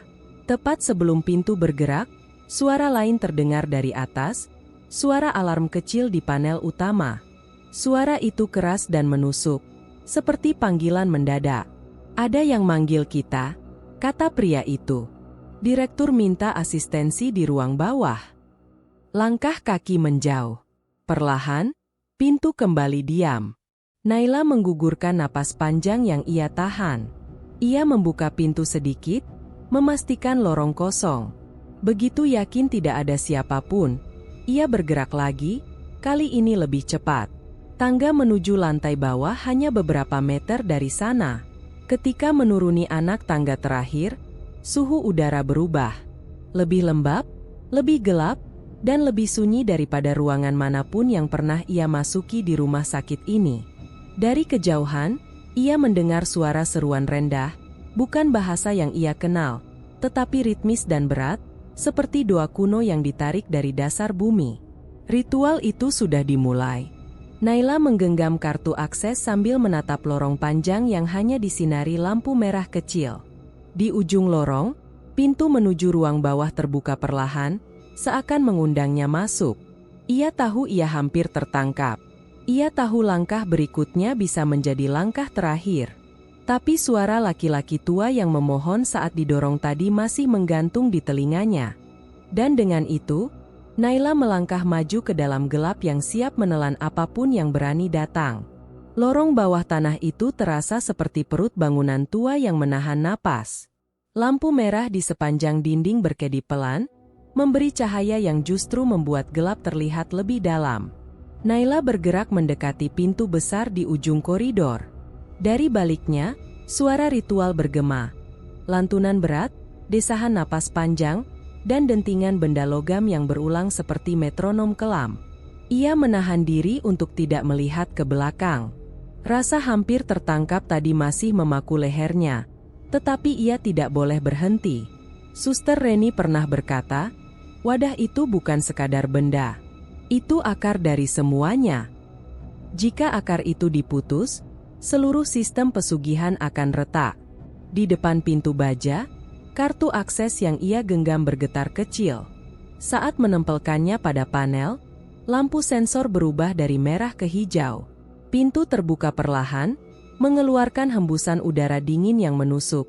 Seperti ruangan itu menyimpan sesuatu yang tidak seharusnya ada. Ruangan khusus itu jauh lebih luas dari bayangan Naila. Dinding-dindingnya dipenuhi rak logam setinggi kepala, berderet rapi sampai sudut terdalam. Kotak-kotak transparan tersusun rapat, masing-masing berisi kartu BPJS. Bukan puluhan, bukan ratusan, tapi ribuan. Cahaya lampu di langit-langit berdenyut, selaras dengan garis-garis hitam yang berkilau samar di antara rak, seakan energi gelap mengalir seperti cairan kental. Kartu-kartu itu tidak mati. Mereka hidup, atau lebih tepatnya, disedot hidupnya. Naila mendekat ke salah satu kotak paling depan. Di sana, kartu dengan nama Wahyu berada di sisi atas, padahal seharusnya sudah masuk arsip. Kaca kotaknya berkabut dari dalam, dan saat ia menyentuhnya, sesuatu seperti denyut nadi terasa di ujung jarinya. Ini, tempat mereka memindahkan semuanya. Tubuhnya merinding. Di tengah ruangan berdiri sebuah struktur berbentuk bola logam besar yang ditopang pilar-pilar hitam. Itulah wadah energi, tempat aliran sakit, penderitaan, dan hidup para korban dikumpulkan sebelum disalurkan ke pasien kaya. Permukaan wadah itu retak halus seperti kulit kering, tapi dari celahnya memancar cahaya hitam pekat, berdenyut seperti jantung yang marah. Naila mengencangkan rahangnya. Jika ia menghancurkan ini, ritual malam itu akan runtuh. Suara langkah membuatnya memutar tubuh cepat. Arman muncul dari sisi gelap ruangan, wajahnya pucat tapi tekadnya keras. "Aku tahu kamu bakal sampai sini," bisiknya. "Kamu harus cepat." Direktur hampir selesai dengan pemindahan terakhir. Naila menatapnya, bingung sekaligus lega. "Kenapa kamu membantu saya?" Arman menelan ludah. "Karena saya dulu pernah kehilangan seseorang akibat kartu itu. Saya tidak akan biarkan kejadian itu berulang."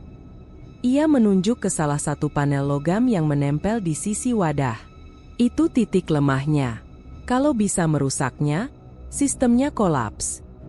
Naila mendekat, tangan gemetar tapi mantap. Panel itu penuh simbol asing yang memancar gelap. Ia mencari alat apapun di sekitar sana, tidak ada.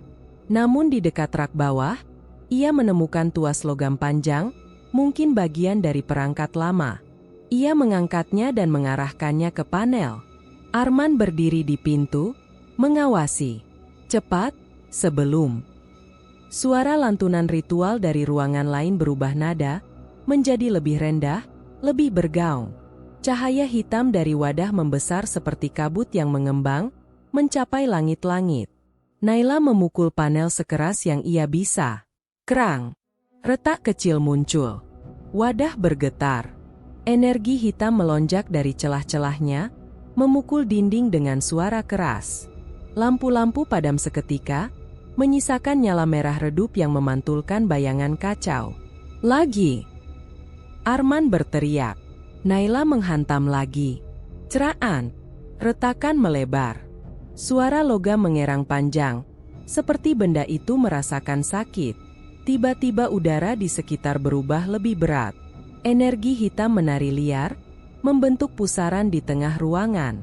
Rak-rak kartu mulai bergetar, kotak-kotak jatuh satu persatu, kartu BPJS berhamburan seperti hujan identitas yang direnggut paksa.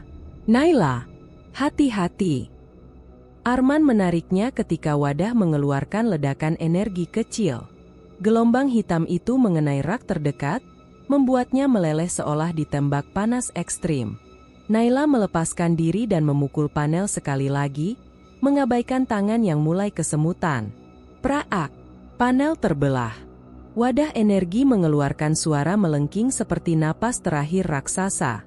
Retakan membelah seluruh permukaannya. Kemudian, pecah. Cahaya hitam menyembur ke segala arah, membentuk tiang-tiang gelap yang mengamuk. Rak-rak meledak, kartu-kartu beterbangan, dan suara-suara samar seperti jeritan puluhan orang terdengar dari setiap sisi ruangan. Energi yang selama ini disedot kembali, liar dan tidak terkontrol. Arman memegang lengan Naila. Kita harus pergi. Sekarang. Mereka berlari menuju pintu. Ruangan di belakang mereka mulai terpelintir, dinding memudar seperti kain yang robek, dan lantai bergetar keras hingga pecah di beberapa tempat. Pusaran hitam mengisi ruangan, merobek apapun yang masih berdiri. Saat melewati pintu, ledakan besar terjadi di dalam. Angin gelap menyapu lorong, memadamkan semua lampu. Seluruh bangunan seperti menarik napas panjang sebelum runtuh. Naila terhuyung, tapi Arman menahan bahunya. Ayo, kita belum aman. Lorong-lorong rumah sakit berubah bentuk. Plafon retak, lampu meledak, dan suara-suara asing berdesir di udara seperti bisikan orang banyak yang baru bangun dari tidur panjang. Rumah sakit itu hidup, atau mungkin kembali pada bentuk aslinya yang terdistorsi oleh pesugihan bertahun-tahun. Naila menatap koridor yang runtuh di depan mereka. Sekalipun ketakutan menggigit tulang, ia merasakan sesuatu yang belum pernah ada sejak ia mulai bekerja di tempat ini. Harapan bahwa semua ini bisa berakhir. Gelap di ujung lorong tampak bergolak, tapi ia melangkah maju, bersama Arman, meninggalkan kehancuran yang mereka mulai. Gedung itu bergetar seperti makhluk raksasa yang baru saja ditusuk dari dalam. Debu jatuh dari langit-langit, lampu darurat menyala redup, dan lorong-lorong yang tadinya steril kini dipenuhi retakan panjang. Naila menahan napas di tengah kepanikan, masih merasakan sisa panas dari ledakan energi yang meletus ketika wadah penyimpanan hancur. Arman berdiri di sampingnya, tubuhnya limbung namun tetap siap mendorongnya maju jika bangunan runtuh lebih cepat dari perkiraan. Apa kamu mendengar itu? Arman berbisik. Naila mengangguk. Dari atas, suara teriakan bercampur bunyi logam jatuh terdengar bersahutan. Itu bukan suara pasien biasa. Terdengar seperti gedung itu memuntahkan seluruh rahasia yang selama ini disembunyikan. Mereka naik beberapa anak tangga menuju koridor utama lantai bawah. Ketika sampai, pemandangan yang menunggu mereka membuat Naila membeku. Ruang VIP, biasanya tempat yang paling terawat, paling tenang, berubah menjadi zona kacau. Lampu-lampu berkedip liar, tempat tidur bergetar seperti ditarik kekuatan tak terlihat, dan para pasien kaya yang selama ini pulih terlalu cepat kini menjerit bersamaan. Tubuh mereka melengkung, monitor jantung berdering bising, dan angka-angka di layar bergerak tidak beraturan. Seakan energi yang selama ini mereka serap kini kembali menyiksa tubuh mereka tanpa belas kasih. Di tengah kegaduhan itu, Bu Ratmi berdiri terpaku. Matanya merah, bibirnya bergetar, tapi ia tetap mencoba memberi instruksi pada staf yang tersisa. Jangan biarkan mereka bergerak. Stabilkan semua pasien. Cepat. Tidak ada yang mendengarkan. Ruangan terlanjur dikuasai sesuatu yang lebih besar dari manusia. Dr. Harlan muncul dari arah ruang operasi. Wajahnya pucat, keringat dingin mengalir dari pelipisnya. "Ibu, energi balikannya terlalu kuat," katanya dengan suara gemetar, wadahnya runtuh. "Kita tidak siap." Bu Ratmi menatapnya dengan kebencian bercampur ketakutan. "Kamu bilang sistem itu aman? Kamu bilang energi bisa dikendalikan?" Tapi sebelum Dr. Harlan sempat menjawab, gelombang hitam menghantam mereka berdua. Tubuh mereka terseret ke belakang, menabrak dinding kaca VIP hingga pecah berkeping-keping. Keduanya menjerit bersamaan ketika bayangan pekat memanjat lengan mereka, merayap seperti akar hidup yang ingin menelan isi tubuh dari dalam. Naila menutup mulutnya, menahan suara. Ia tidak bisa berhenti melihat. Semua yang pernah mereka lakukan kini kembali pada mereka, berlipat-lipat. Energi hitam itu melonjak lagi, mengamuk mencari sumber baru untuk menghancurkan. Tepat saat gelombang itu keluar dari ruang VIP, seluruh gedung mendadak padam. Tidak ada lampu darurat, tidak ada listrik cadangan. Gelap menyelimuti semuanya kecuali kilatan energi liar yang menyambar sepanjang koridor. Listriknya mati total. Arman berbisik. Tidak lama berselang, suara sirene samar terdengar dari luar. Polisi, pemadam, tim medis. Namun setiap kali seseorang mencoba mendekat ke pintu masuk rumah sakit, energi hitam memantul seperti dinding tak terlihat, membuat suara benturan terdengar dari luar. Mereka tidak bisa masuk, Arman menelan ludah. Gedung ini ditutup energi. Naila menatap kaca yang pecah, mendengarkan suara polisi yang berteriak dari kejauhan, disusul bunyi tembakan ke udara sebagai isyarat darurat. Tidak satu pun yang menembus harmonisasi gelap yang menyelimuti bangunan. Getaran baru mengguncang lantai di bawah kaki mereka. "Kita harus pergi." Naila menarik lengan Arman. "Ruang bawah bisa runtuh duluan." Mereka mencoba menuju tangga darurat, namun saat belok ke lorong samping, bagian lantai runtuh tiba-tiba, menciptakan lubang besar yang menganga. Debu dan beton berhamburan. Arman hampir terperosok, tetapi Naila menariknya mundur sebelum ia jatuh. Jalan itu tertutup. Arman menggumam, panik. Suara retakan keras terdengar dari atas mereka. Sebagian langit-langit ambruk, menghantam tempat tidur pasien yang sudah kosong. Kabel listrik berjatuhan seperti sulur gelap yang terkulai. Naila mengatur napas, berusaha berpikir cepat. "Kita kembali ke lorong bawah. Ada pintu akses teknis di sisi kiri ruang penyimpanan. Kita belum coba ke sana." Arman ragu. "Kalau terjebak, kita tidak punya jalan lain." Naila menatap mata Arman, melihat ketakutan yang sama dengan yang ia rasakan sendiri. Tapi di balik itu, ada keputusan yang sudah tidak bisa ditunda. Kalau kita tetap di sini, kita mati. Kita harus mencoba. Gelombang energi hitam menyapu koridor utama, menghancurkan sisa-sisa peralatan medis yang masih bertahan. Teriakan pasien VIP berhenti satu persatu, berubah menjadi dengusan lemah yang terdengar seperti napas terakhir. Dr. Harlan tersungkur di lantai, tubuhnya kaku, sedangkan Bu Ratmi jatuh berlutut sambil memegangi dadanya. Wajahnya dipenuhi guratan hitam. Mereka berdua tidak terlihat lagi seperti orang hidup. Keheningan menyelimuti setelah ledakan energi terakhir. Naila dan Arman berlari menembus debu tebal, melewati tubuh-tubuh yang tergeletak tanpa mereka berani berhenti untuk memeriksa siapa yang masih bernapas. Segala sesuatu di rumah sakit itu terasa seperti jeratan terakhir yang berusaha menarik mereka kembali. Saat sampai di dekat pintu akses ke ruang bawah, lantai kembali berguncang keras. Sebuah retakan besar membelah jalur di belakang mereka, menutup satu-satunya jalan balik. Mereka tidak punya pilihan selain terus maju. Naila menggenggam pegangan pintu besi dan menariknya. Pintu itu terjepit, tapi dengan dorongan Arman akhirnya terbuka sedikit. Mereka berdua masuk, menutup pintu di belakang sambil terdengar suara keras runtuhan besar di luar. Dalam gelap yang hampir total itu, napas Naila gemetar. Ia menempelkan punggungnya ke dinding dingin, mencoba merasakan apakah lorong teknis masih stabil. Ia tidak tahu apakah pintu di depannya adalah jalan keluar atau justru menuju bahaya lain. Namun untuk pertama kali sejak kekacauan itu dimulai, ia merasakan satu hal. Mereka masih hidup, dan gedung itu belum berhasil menelan mereka. Kabut pagi turun lebih tebal dari biasanya ketika garis kuning polisi yang menutup seluruh area Rumah Sakit Pratama Harapan Sehat mulai lusuh terkena hujan. Bangunan itu berdiri seperti kerangka raksasa yang ditinggalkan, dindingnya retak, jendelanya pecah, dan bekas hangus menjalar di beberapa titik seolah sesuatu pernah mengamuk dari dalam. Seminggu setelah kejadian, pemerintah mengumumkan penutupan permanen. Tidak ada satupun pihak yang ingin menyentuh tempat itu lagi.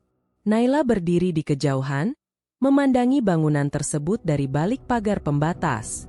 Ia datang diam-diam, berharap mungkin melihat sesuatu yang bisa menenangkan pikirannya. Namun yang ada hanya sunyi, digoyang angin yang membawa aroma debu dan kayu lembab. Dalam ingatannya, gemuruh runtuhan, suara monitor jantung yang meledak, serta jeritan orang-orang yang tertutup energi hitam masih terlalu nyata. Polisi, media, dan pejabat kesehatan masih berebut menyusun narasi. Kasus kematian massal yang terjadi malam itu membuat publik terbelalak. Jumlah korban dari kalangan VIP dan pasien miskin yang hilang dari catatan rumah sakit memicu kemarahan masyarakat. Namun setiap tim investigasi yang memasuki gedung mengeluhkan hal yang sama. Alat elektronik mati total, berkas digital rusak, dan rekaman CCTV lenyap seperti disedot sesuatu yang tidak terlihat.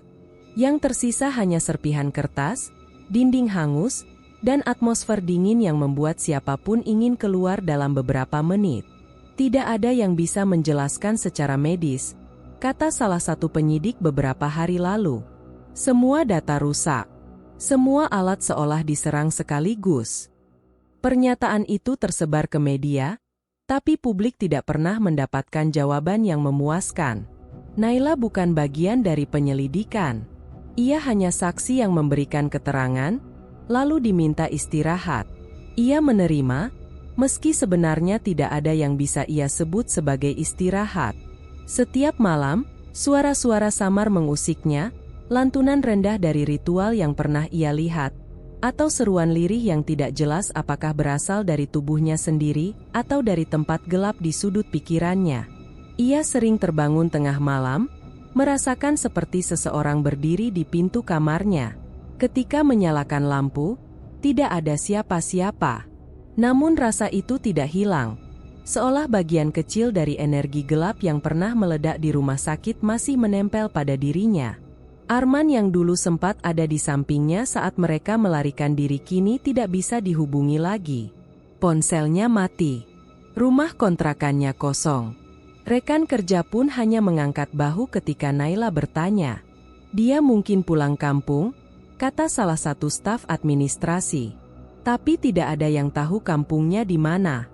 Naila menelan pelan, menatap pagar besi rumah sakit. Jika dia pulang kampung, kenapa tanpa pamit? Seseorang yang pernah menolongnya menghadapi malam tergelap seharusnya tidak menghilang begitu saja. Atau mungkin Arman memilih menghilang untuk menjauh dari sesuatu yang masih menghantui mereka berdua. Ia menarik napas panjang, mencoba menenangkan gemuruh dalam dadanya. Kini ia bekerja sementara di klinik kecil dekat rumah. Lebih sunyi, lebih manusiawi. Tidak ada lorong panjang yang berbau obat, Tidak ada lampu putih yang berkedip, tidak ada ruangan steril dengan bayangan aneh melayang di sampingnya. Namun meski tempatnya berbeda, ia tidak bisa menghindari rasa waspada setiap kali melihat kartu BPJS pasien baru. Ia selalu memeriksanya 2 kali, memastikan datanya normal, memastikan tidak ada perubahan mendadak yang dulu pernah ia lihat di rumah sakit. Terkadang ia memegangnya terlalu lama hingga pasien bertanya apakah ada yang salah. Ia hanya tersenyum, berkata semuanya baik. Hari itu, ketika ia duduk di halte bus setelah mengunjungi area rumah sakit yang ditutup, suara lirih menyelinap ke telinganya. Nyaris tidak terdengar, seperti hembusan angin yang membawa sesuatu dari masa lalu. Naila menoleh cepat. Tidak ada orang di sekitarnya. Jalan sepi. Pohon-pohon hanya berayun pelan. Namun suara itu datang lagi, lebih jelas, lebih dekat. Sebuah lantunan pendek, seperti seseorang mengucapkan doa dengan nada rendah. Nada yang sangat mirip dengan yang pernah ia dengar saat energi hitam dipindahkan melalui kartu BPJS di ruang steril. Darahnya dingin. Tidak, itu pasti hanya bayangan traumamu. Ia mencoba meyakinkan diri. Tapi tubuhnya tahu lebih dulu, bulu kuduknya berdiri. Ia memegang dada, memejamkan mata. Suara itu memudar pelan, seperti menarik diri kembali ke tempat asalnya. Naila membuka mata, memastikan dirinya tetap berada di dunia nyata. Angin bertiup lebih keras, membawa bau lembab dari arah bangunan runtuh itu. Mengingatkan bahwa pesugihan bukan sekadar ritual, tapi bentuk nyata dari keputusasaan dan kesenjangan yang dibiarkan terlalu lama tanpa solusi. Rumah sakit yang seharusnya menjadi tempat penyembuhan justru dipelintir menjadi mesin pemindah penderitaan.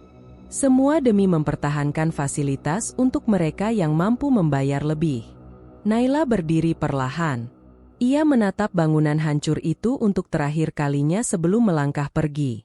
Ada rasa lega sedikit, namun juga kesunyian yang membuatnya sadar bahwa cerita ini tidak berakhir begitu saja. Luka masyarakat atas ketidakadilan layanan kesehatan masih ada. Keserakahan bisa tumbuh di tempat manapun, menyamar sebagai pelayanan, lalu mengorbankan mereka yang paling tidak berdaya. Ia berjalan menuju jalan raya, membiarkan angin menampar pipinya. Ada ketegasan dalam langkahnya, bahwa hidup harus berlanjut, meski sebagian dari dirinya masih tinggal di lorong gelap rumah sakit malam itu. Suara samar itu tidak terdengar lagi. Tetapi bayangannya tetap tertinggal, mengingatkannya akan harga yang harus dibayar ketika manusia memilih jalan cepat ketimbang keadilan. Dan dalam diamnya, Naila tahu, beberapa rahasia tidak pernah benar-benar mati. Mereka hanya menunggu untuk ditemukan lagi oleh orang yang cukup berani, atau cukup putus asa. Kalau kamu suka cerita seperti ini dan ingin terus mengikuti rangkaian kisah horor pesugihan lainnya, jangan lupa tekan tombol subscribe, nyalakan loncengnya, dan bantu share agar channel ini bisa terus berkembang. Sampai jumpa di cerita berikutnya. Hati-hati, tidak semua yang terlihat itu hidup.